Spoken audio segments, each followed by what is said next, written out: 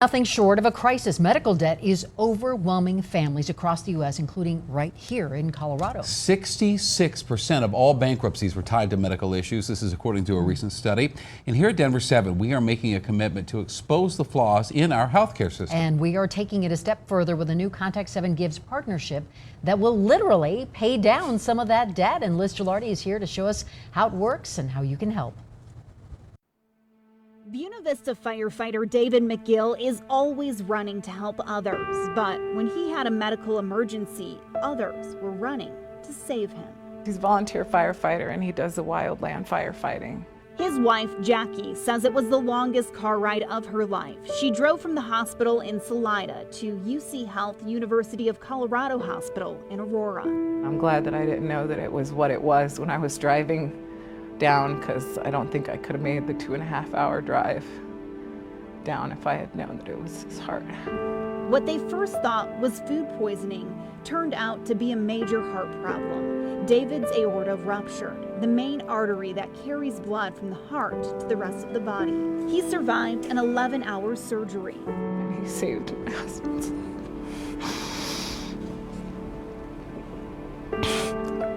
His wife, Jackie, is thankful for the team that operated on her husband, but he's still in a coma. She's still in the hospital by his side now for 3 weeks. As she worries about her husband, she can't help but think about the bills that will soon pile up. David didn't have insurance. We have no idea what anything's going to cost, and I'm horrified to even know the numbers. She was so concerned about the expense, she questioned the doctor's decision to use a medevac helicopter, not knowing at the time just how serious it was.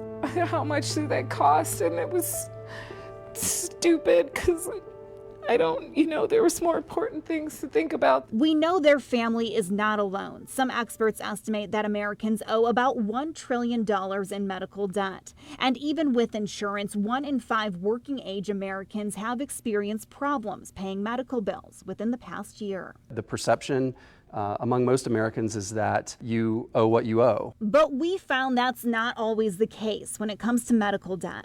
Enter an organization called RIP Medical Debt. The nonprofit is erasing debt for pennies on the dollar. Scott Patton explains why the hundreds, even thousands of dollars you owe could be worth a fraction of that amount. So what does RIP Medical Debt do? They buy that debt, but instead of collecting it, once we buy it, we bury it forever. We couldn't believe it either and wanted to know if there was a way to help Coloradans struggling with medical debt. Convinced RIP Medical Debt could be a savior to many here in Colorado, Denver 7 decided to donate $15,000 to RIP's efforts. Here's the shocking part. This wonderful opportunity to partner with Denver 7 has allowed us to use a $15,000 donation in this case to abolish a minimum of $1.5 million of medical debt. How can that be? Our $15,000 donation equates to a minimum of $1.5 million in debt. Remember how we told you medical debt was cheap? Turns out it's a bargain. Medical debt is often bundled and sold to different debt collectors. This can happen multiple times, and every time it happens, the value decreases. RIP Medical Debt was founded by former debt collection executives. They know the marketplace and can buy that debt. By the time they step in, every dollar donated can abolish $100 in medical debt. That's actually the price of our debt that is being bought and sold in the secondary debt market. In Colorado, the debt we bought will soon be wiped clean. So we just abolish it, and we see to it that credit scores are adjusted. Yellow envelopes like this are going out in the mail very soon. If you get one, open it. It means some or all of your debt has been erased. Definitely don't throw it away. There's something of value there in it. Because of HIPAA and privacy concerns, we have no idea who will receive one of these envelopes, and we have no control over whose debt is being paid off. People will open our letter frequently and ask themselves, is this for real? How can this be? That debt is simply part of the bundle covered by our Denver 7 donation. I don't think that we are accustomed in this day and age to extraordinary acts of generosity like this. An idea to provide some relief, born out of the medical debt crisis.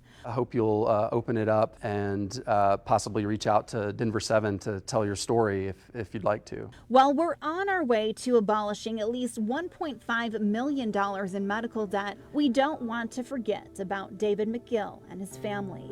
As they wait for him to recover, we don't want them waiting around for the bills. We set up a Contact7 Gives account to help with those bills and other expenses, so Jackie can focus on her husband, not how much his treatment is going to cost. Try not to think about it. I have enough. My cup is only so large and it's overflowing.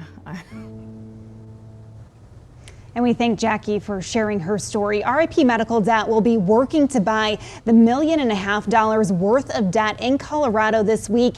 And they use a formula that's based on the poverty level when buying that debt. Again, we have absolutely no role in deciding what debt is purchased and who it will help.